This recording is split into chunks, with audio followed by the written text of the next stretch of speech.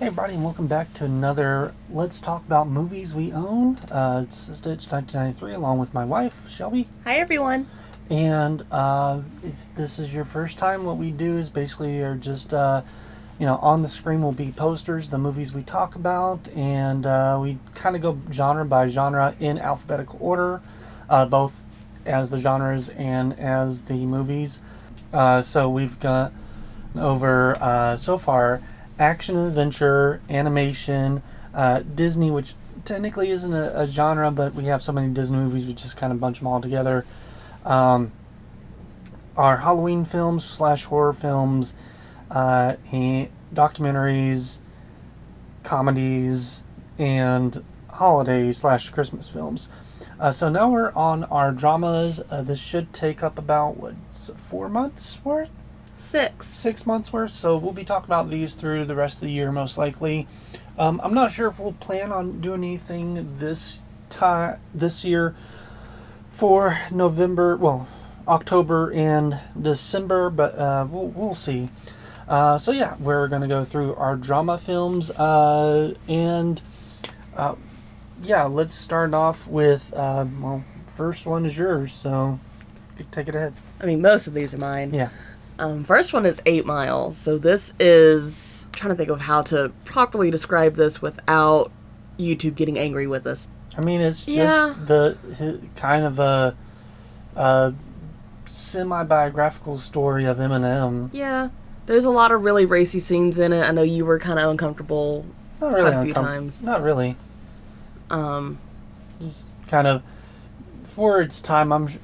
It was for the shock value, but nowadays there's been worse. So there have been worse. So now it's just like, can we get on with the movie? Eminem is fantastic in this. He really is. He's really engaging the entire way through. Same with Anthony Mackie. As the technically, I wouldn't really call him a villain, just kind of more of what, I don't know, he's more of a foil. He's the antagonist. Brittany Murphy, like in everything she's ever been in, was just fantastic in it. Mm-hmm. I don't think I've seen a single performance of hers where I wasn't at least entertained. Right. And then Mekhi Phifer does a really good job kind of grounding Eminem's character the whole way through it, being the voice of reason for the most part. Mm-hmm. I will say, you don't have to be a fan of Eminem's music to enjoy this film. It's just a decent film in general, but it is, It does help. It does help if you enjoy, at least, some of the bigger songs, because this is kind of the movie that those come from. And, not much else to talk about on that one. What's the next one? Our next one... Alfie? This is another one. This is another I know mine. This one, I barely remember. I know it's a remake, and I don't really care for either one of them. This is the remake. This is the 2004 remake with Jude Law of the Michael Caine film. It's following the same, womanizer pattern that the first one did. Right. The thing is, I think Jude Law is more, not relatable, but just more likable than Michael Caine is in this. I enjoyed watching Jude Law more in this one than I enjoyed watching Michael Caine in the original. Fair enough. And I think what helps is it feels like the side characters are a little more fleshed out. The ones that, he's having to bounce off of. Because he's a womanizer pretty much the entire movie. He doesn't decide to change his ways until he sleeps with his best friend's, I think his girlfriend at the time, might be wife. And I don't remember if he actually gets her pregnant or if he might be the father. But she does end up pregnant around the same time, basically. So that kind of shocks him into trying to straighten up his act, and he does get in a relationship, but it doesn't work out still, and he kind of ends up almost kind of broken at the end of it. So basically the whole movie is just, there's consequences to your actions. Don't be a jerk. Think of other people. Everyone does a good job in it. Jude Law's really not really fun to watch, but just interesting to watch. I do like his relationship with his neighbor because it's just a sweet old lady, and he just is so kind to her, and it's really sweet. But yeah, you didn't really care for this one at all. I did not. Atonement. Yeah, this is a messed up film. I'm not going to get into. I don't know. It's over 20 years old, but I don't know if a lot of people still know this one or not. It is based on a book of the same title. But yeah, it's what is it, setting during World War II? Yes. Yeah.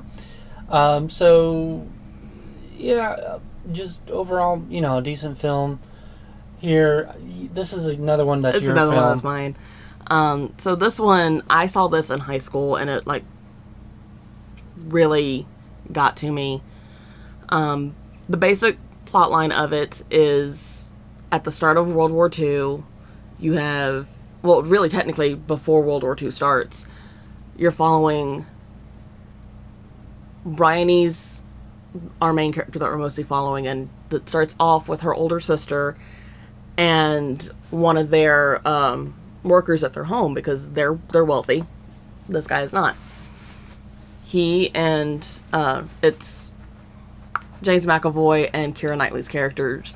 They're in a relationship. It's a whole class divide. It's classism at the beginning of it. And they're doing adult activities in the library when little, 11-year-old Bryony walks in on it and just assumes that James McAvoy's character is forcing himself on her sister. And then she goes off and tells, right around the same time, one of their cousins goes missing because she ran off after actually being assaulted. And when they find her, she starts talking about how she's been assaulted, and they end up blaming James McAvoy's character, and he gets arrested. Mm-hmm. We cut forward in time. World War II is going on. Bryony's becoming a nurse, and it makes it look like the sister is also a nurse, and James McAvoy's in the military. They're trying to say that the sister is trying to make amends. It's wartime. There's absolutely nothing happy going on right now. Everything is absolute crap. Get to the end of it, and it turns out it's all a book that she's written to make herself feel better about causing the downfall of her sister and her sister's boyfriend. Because in reality, her sister ends up drowning during a bombing, and the boyfriend does end up getting killed in the war. So this entire story is just her trying to make herself feel better, and that's punched me in the face the first time I watched it. But it's so good. Next one is both the 1988 and the 2017 version of Beaches. I really do not care about these movies. Really don't. It's about two girls. One is trying to become a Broadway actress, and it's usually played by, actually both of them are played by Broadway actresses, so I'm just like, okay. And then one of them gets cancer or something. One of them dies by the end. Yeah. I'm just like, it's very schmaltzy, and I don't care. It is an extremely emotional, very girl-centered movie. I grew up on the original. And the original has Bette Midler in it, so that kind of is one of the movies that started my obsession with Bette Midler. I absolutely love her. And yes, it is about these two lifelong friends that as they're growing, they're very different people. One is a very calm, quiet, understated person, and the other is Bette Midler. We pretty much have all seen a Bette Midler performance at this point in our lives. You know how she is. It's very gregarious, very loud, very in your face.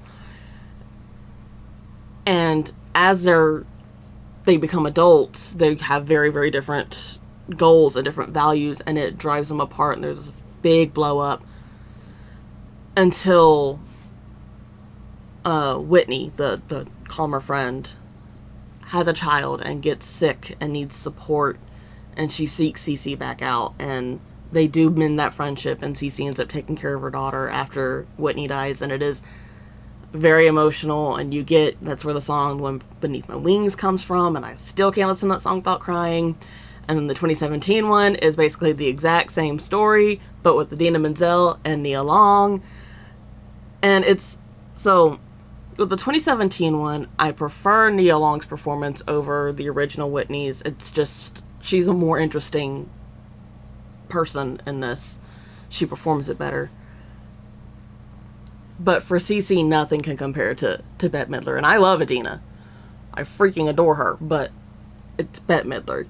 Next is Beautiful Day in the Neighborhood. This is kind of a bit of a couple of stories about Fred Rogers. The main one is about the time where a magazine writer, columnist, was tasked to go and do an interview with Fred Rogers, and this was a guy that was known to basically just kind of dig up dirt on everybody and say, this is, how they are actually in real life, and they're not, so glamorous as you see on the screen.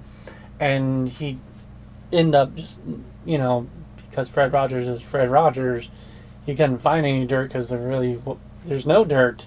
So you just end up having, this really nice friendship in this. I'm not sure how, I know there was, I believe that as part of his, he eventually wrote a whole book about his time, so I'm not sure how much of this is accurate to what actually happened, but it's the movie is not from the view of Fred Rogers, it's from the view of the person that's writing the article, and it's about his relationship with his wife, and he's a new dad, as well as the relationship with his dad, who is an alcoholic and just did not have a great upbringing with him, and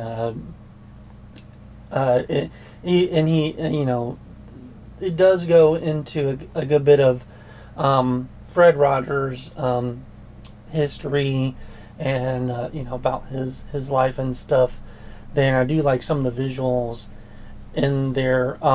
This came out about, I want to say, a year after the "Won't You Be My Neighbor" documentary. So it was a nice kind of a twofold if you watching both of those, because you get both the documentary portion as well as the film version of Fred Rogers.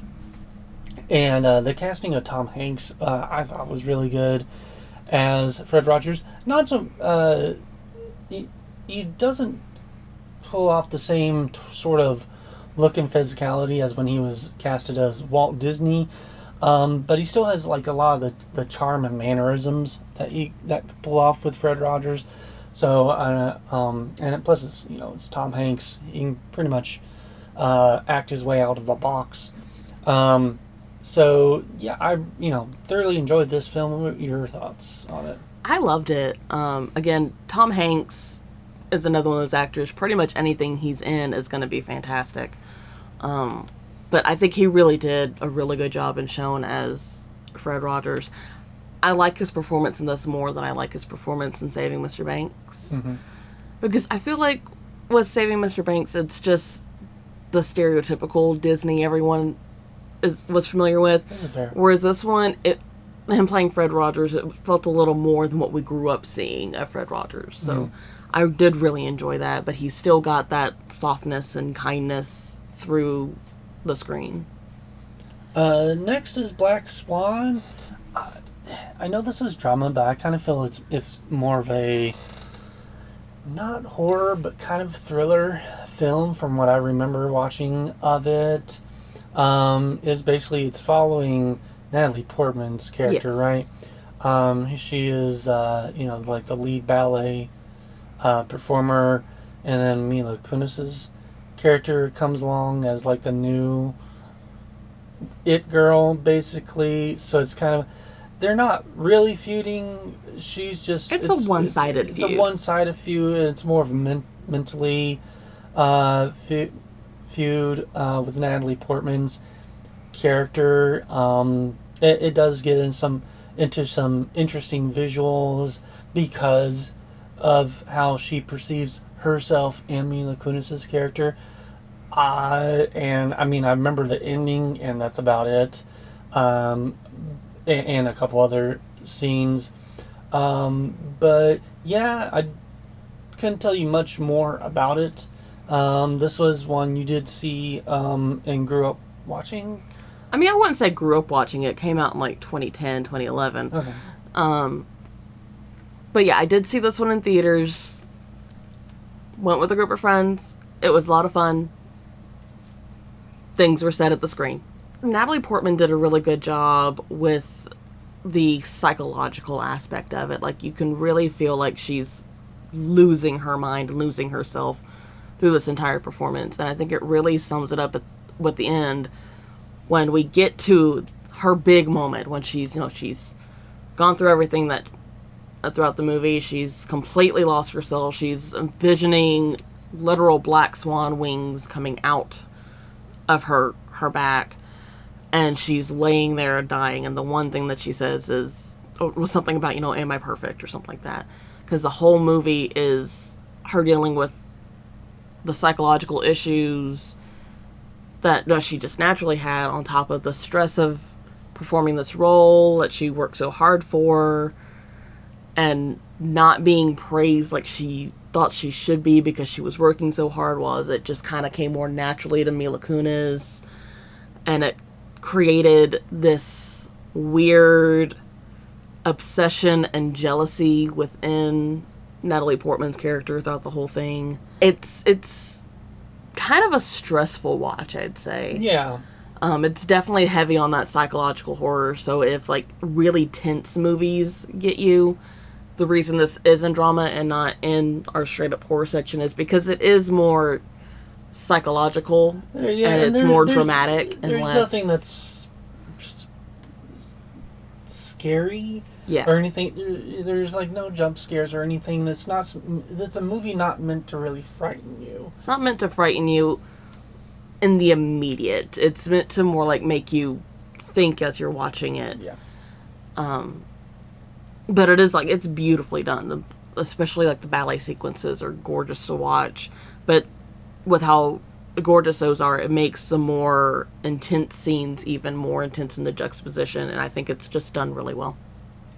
The Bodyguard, I don't know. I would say it's a very cliche movie, but that's just because it came out, almost 30 years ago. So it's kind of like just one of those films that's like, technically, it was, the new thing on the block when it came out, and a lot of movies have just kind of repeated a lot of the same, tropes that this one probably didn't start, but did really well. Yeah, perfected. This is, of course, the film where we get Whitney Houston's version of "I Will Always Love You." Kevin Costner. Yeah, I will say, like, Kevin Costner's performance is not the best, but up against Whitney's fantastic in it the whole way through. And if you've never seen this film, I'm not going to give away who, like, the stalker is, but, like, it was really funny, like, through the movie, they're trying to, like, make you think, who is it going to be? And, like, as soon as we met the character for, like, the first time and had the first interaction with him, like, that person. So it just kind of, but then you gotta wait for like an hour and a half before they actually reveal it. I'm just like, come on. What I thought was interesting is technically there's two. Technically there's one, because one dies halfway through. One dies halfway through, but you don't really. That's not the one that they're making out, they don't really ever have an interaction. The one that the movie's like harping on is doing all this weird stuff too, and sending her letters and stuff. That's the one they're harping on. As soon as we met the person, I was just like, that's who's doing all this, because jealousy. And at the end, it's like, yeah, they did this because they were jealous. I'm like, no duh.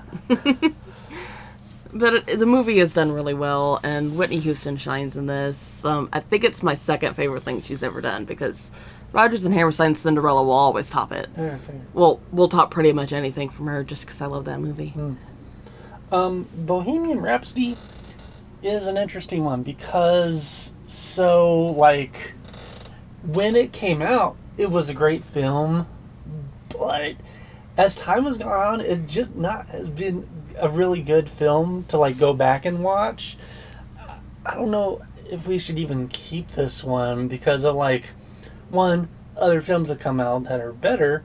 To be fair, this is the only one we've gotten of, you know, Queen. But yeah, they really do paint They paint Freddie in the worst in light. the worst light. Whereas, like, multiple interviews and stuff has come out after this. It's just like everything they were making fun of for Freddie is like all the band members, like him being a solo artist. I'm like, by the time this actually happened, everybody had done like one or two solo albums, and yeah, and like, this, that, and the other. I'm just like, yeah, just there's some. I mean, it's Rami Malek is like close to perfect casting. Yeah. To it, back when this movie originally was being in production, it was supposed to be. I don't remember his name right now. It's Borat. Oh, that would have been bad. No, I mean, I wouldn't have minded, honestly, because he was really trying to. That was like his like passion project type of thing. So Yeah, I think he would have, not been so over the top as he usually is, and which he has shown he can dial it back. But I think the good thing about having it being Rami Malek instead of Sacha Baron Goddard, yeah. is Rami Malek at this point was really only known for a couple projects. I mean, he was in one of the biggest television shows at the time. I know, Mr. but Robot. He'd done Mr. Robot, and I think he'd done like a Bond film. Those were like what he was really known for. And he was in the Night at the Museum films and a couple other shows. And See, when I movies. think of Night at the Museum, I don't think of him. I think of everyone else. Yeah, he's the Egyptian pharaoh. Yeah, but my brain doesn't He's go to literally the him. reason one of the reasons the museum can come to life is him. He was big by then. Yeah, but he's still not, what my brain went to. Like, when this came out, I didn't really know much of him for this. Like, honestly, I knew one of the random side characters more than I knew him. That's just unusual. But what I think what worked for me is he, as much as you could, kind of transformed into Freddy for this. Like, the mannerisms were a lot of what we saw in the interviews and everything with Franny. Not Franny. Oh my. Franny? Franny. My brain has fried because it's 5,000 degrees. Franny. I was trying to say Freddy, and my mouth did not want to form the D. Anywho, it seemed like he really took the effort to try and transform himself into Freddy for this. And not just through the makeup and putting in the bumpers so that the teeth would fit right and the mouth would look right. But the interviews and everything came off the same energy. The rest of the band, not so much. I feel like they were just, because the surviving band members were working on it, so it came out as a fluff piece for them, and I didn't enjoy that. But I do really enjoy the quiet moments that we got, especially between Freddie and Mary Austin. Those were really sweet, really nice moments. We'll say they did good casting with pretty much everybody, especially Graham Lee as Brian May. It was so funny because right after that movie came out, he got casted and was in The Great. So as soon as he shows up, I'm just like, wait a minute. Speaking of actors, I'm like, nah, I can't see you but anything but. And it's like, nah, I can't see you but anything but Brian May. But here you are acting, in this semi-period piece a different time period piece than the last one you were in, type of thing. And He was fantastic. Yeah. In The Great, not so much in this. No. I mean, he was. He was good. He was a good actor. It's just the fluff piece for the person. For Riley. So next is Breakfast at Tiffany's. It hasn't aged well, but it is a classic. Well at all. For out of all of Audrey Hepburn's films, this is probably the one that has aged the worst, in my opinion. But yeah, it's not even for, or not even because, I mean, the Mickey Rooney scene is one of the reasons why it's not aged well. But like, just most of the movie is just like, this is not a good film. The way they fall in love, her history of how she has a husband and kids too. She has stepkids. Stepkids with how young she's supposed to be. It's just the whole way through. Just But that portion of it, you have to remember when the movie was made. I know, and where she's supposed to be from. I know, and I tried to like put my mind by the whole time, just like I'm so glad we've moved past that. Yeah, I mean that little bit, it was just kind of like a little piece of history and how things used to be and how far we've come now. The Mr. Yunioshi scenes, the Mickey Rooney scenes, those will never be okay. No. I skip those scenes. I watch everything else because I do love Audrey in this movie. And she's fine, but like she has better films. She does have better films. Better drama films. We own them. It's just this was my first one for her. This was my first exposure. This is the first one for most people. Yeah. It's either this or My Fair Lady is your first introduction. I saw this and My Fair Lady the same day. To Audrey Hepburn. And My Fair Lady is arguably the better film, even though still problematic. It has its problems. Still, anyways. We own that one too. We own that one too. We'll get that one when we get to musicals. But yeah, it's just... I'm sure it's kind of just popular to crap on in general now, but I'm just like, honestly, outside of the Moon River scene, I don't really know much that's good about that film outside of Audrey Hepburn's acting. I love when she's describing, the difference between what she calls like the mean rids and depression. Mm-hmm. So basically she's describing when you just get so like pretty much angry and just upset and you get in a funk. And the guy's just like, oh, so you mean like when you're sad? She's like, no, it's not just when I'm sad. It's this whole thing. And it is, just kind of a little bit of a breath of fresh air to have for this time period. Yeah. Especially a female character expressing these kinds of emotions. Because normally they were either something to look at or just a vehicle for the male character's ultimate goals. When this one, you're really following Holly the whole way through. Mm-hmm. And they never had breakfast at Tiffany's. I mean... what is the point of the title? Okay, so you get that at the beginning. She's literally standing outside of Tiffany's eating her breakfast. I don't count that. That's breakfast at Tiffany's with an asterisk. And the asterisk says standing outside and eating breakfast. Okay, so side note, he is weirdly obsessed with literal meanings of movie titles. Because he also got insanely upset at our pro shot of Carousel because it doesn't have a carousel. And we will get into that when we get to musicals. Be ready for an hour and a half of me going on about that title because it's not about Carousel. Anywho, we'll move on to a better movie now. A much better movie. Brokeback Mountain, starring Heath Ledger and Jake Gyllenhaal. Probably the best film either one of them have been in? Yeah, I'd say that. Yeah.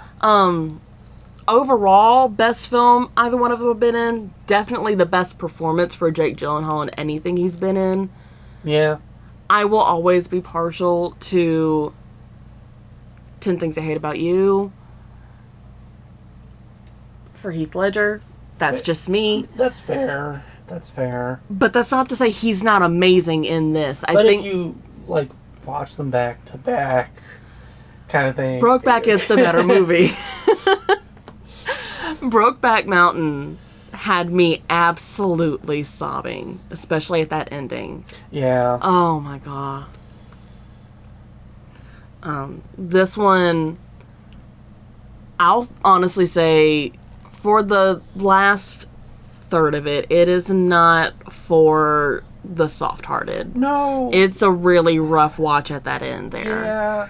I don't want to go too much into it because I know a lot of people haven't watched it, even though it's been out forever, but a lot of people will make fun of the movie and then not watch Yeah, it. it has been out for 20 years now, as the recording of this video. And yeah, it does take place in. Do we know what mountains? Like the actual location? I don't know. Anyways, it's these two. They're supposed to be cowboys, just kind of hired hands for for this period of time. And it sounds like they do this often. Just this is like the first time Heath Ledger's character and Jake Gyllenhaal's character have met up together. Usually, it sounds like they always hire two people. It's just they always hire Heath's character in one person or Jake's character in one person, but never Heath and Jake at the first time. So this is their first time meeting, and they just really hit it off. And In a way. In a way well, of I saying. mean, they're both gay, and they find out pretty quickly that they're both gay, and they kind of for the rest of the time while they're still doing their job, for the rest of the time they just kind of they have a relationship. You have a relationship. Go their separate ways, go back to their wives, because this takes place in the... I believe it's the 60s. 60s? Okay. So, yeah. They go back to trying to be closeted gays in the 60s. That, you're not... I mean, even famous people back then, even if you were gay, it was just like... weren't coming out. Yeah. So, trying to meet up with each other in through life and everything, and then later on, last third is it is very sad ending for I want to say both the characters. Because you have Jake Gyllenhaal's character is killed, just brutally killed, and it's because they got found out. Yeah. Well, I think technically it's because he got caught with another guy. Mm-hmm. But it's still tragically he is killed, and you have to deal. Heath Ledger's character then has to go on and deal with not only losing the love of his life, but also knowing that it's because in the timeline that the story takes place, it's because of the life they were living. Yeah. Which sadly still goes on today. Yeah. Yeah. Even though we have gotten so far in regards to rights and stuff, people still kill because of who they love. And it shouldn't matter. It shouldn't. It's stupid, and they're stupid for thinking that way. The next is, but before going on to the next movie, it's a very, very good movie, and you definitely should check it out. Next film is Castaway. It's also a very good movie. A very good movie. Less sad. A lot less sad. I'm trying to think if I would consider, no, because we have Philadelphia. I was like, is this Tom's best movie? Nope. We have Philadelphia. Never mind. But this is in probably his top 5. Yeah, I think this is number 3 for me. Really? Okay. Yeah. I want to say it's probably 4 for me. Because we did have Won't You Be My Neighbor, and that's 4 for me. Is it? Okay. I think we just swap our 3 and 4 if I'm thinking the same lineup. Mm-hmm. So yeah, Tom Hanks's character is a FedEx delivery guy. This is right around Christmas, or no, Thanksgiving. Yeah. Yeah, one of those two, where he has to do, go help with shipping some packages overseas. The plane gets caught in a storm, it crashes, and he's the lone survivor. And he has to live on a deserted island. Lone is a tropical island, so it's not like he's going to starve there. He does learn how to fend for himself, make fire, make a camp. He learns how to fish and a couple other things. He doesn't go full like Robinson Crusoe type of, or Swiss Family Robinson, where he just makes a whole bunch of type of stuff. This is a lot more grounded. Like, what if like an actual person of average intelligence got stranded on an island, and like they show that he's just FedEx delivery person, so it's not like he has like any sort of job where he has to like make a bunch of stuff up or Yeah. So he just basically tries to survive. A couple times he does try to, early on in the film, he does try to get off the island, but there's heavy waves, so it does make it a bit difficult. It's only until later on when something washes up on shore that he's able to feasibly get off the island. This is where we get Wilson, in all the quotes about Wilson. And that very painful tooth scene. Tooth scene, yep. And of course he does eventually get off the island. This is one of the interesting things of, like, one of those films that has interesting, like, behind the scenes stuff. So, they have to film the first half of the film with him, as his, like, usual weighted self. And then I think it was, like, over a year, while he was doing another project, or Robert Zemeckis was doing another project, that Tom lost a lot of weight. So, to show the passage time, and then they came back into the second half. This did cause Tom Hanks, I believe, to have type 2 diabetes because of that sudden weight loss change there. I'm not sure if he still has to deal with it, but I do remember reading stuff online that this was like, for at least from then on, he had diabetes issues. So yeah, but yes, most of the film, I want to say about probably 90% of the film, it is literally just Tom Hanks talking to himself or talking to a ball, to the volleyball. And it's like, if you've never seen the film, I'm saying this to people who've like never seen the film. The volleyball does not talk back. They don't give it a voice. He's not animated or anything. It's literally just a volleyball with a bloody handprint with a bloody, dried handprint. Tom Hanks's handprint for the face and the eyes and mouth are wiped away from the blood there. And he just, whenever he talks to Wilson, the audience is just imagining what the ball is saying, and then Tom like continues the conversation just with himself. Great acting there. And yeah, what were your thoughts on this film? I love this one. This is definitely one I grew up with. Also, there's some family lore with this one. Yeah, you want to? I do. So, the airport scene, right when Tom Hanks is getting ready to take off, was filmed in Memphis, at the Memphis FedEx hub. At least that's what I was told growing up, for this story to make sense. My uncle at the time, he was like right out of high school, he was working at that FedEx location, and they were like, hey, we need some of y'all to carry boxes back and forth on screen for a while, and we're going to pay you to do it. All of his coworkers, yeah, sure, we'll do it. We'll be in this. It's a Tom Hanks movie. We'll do this. My sweet, sweet uncle. No thanks, I'm good. The movie comes out. Oh yeah, I had a chance to be in that. Buddy. The one thing we make fun of him for. And then the last film that we're going to talk about today is another Tom Hanks film, Catch Me If You Can, which supposedly, at the time that this was being made, was based on a book about a true story about Frank Abagnale. Jr. and how he, was able to fraud so many people during the 60s. Yeah. To the point where he was able to get hired. He got caught and then got hired by the FBI to find out fraud. And then, decades later it came out that wasn't true either. Nope. He just lies on top of lies. Mm-hmm. So the whole, where it says at the beginning, based on a true story. That's a lie. Nope. So yeah, it is.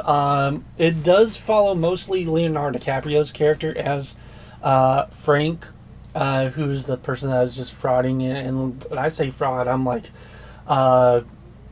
jobs, money, locations, everything. Just to get further in life and just keep out of the way of the FBI, being led by Tom Hanks's character, who's like they have passings with him, but like the first couple times he's able to get away, and then just every time after that it's just like he's like just 2 steps behind him. But it's a really fun scene. It's got a lot of great actors at like the height of their acting ability, with some new faces that were starting to show up, like Amy Adams. I think this was like her first film. Ellen Pompeo. And yeah, what were your thoughts on this one? This is a fun movie if you remember. None of this is real. None of this happened. Like that, based on a true story at the beginning of it, or they try to convince you this was real. No. None of this was real. So it makes you feel a little less gross watching some of those romantic scenes. Because some of those romantic scenes where they feel gross because he's lying the entire time. I do find it funny that even at the little thing at the end where it's like, and he actually did pass the bar, and like, no. So yeah, that'd be it for this video here. As I said, we're going to be doing these for the next couple months or so. I don't know if we're going to do like we did last year, where we pause for October and November and December to talk about holiday movies. But we'll cross that bridge when we get to it.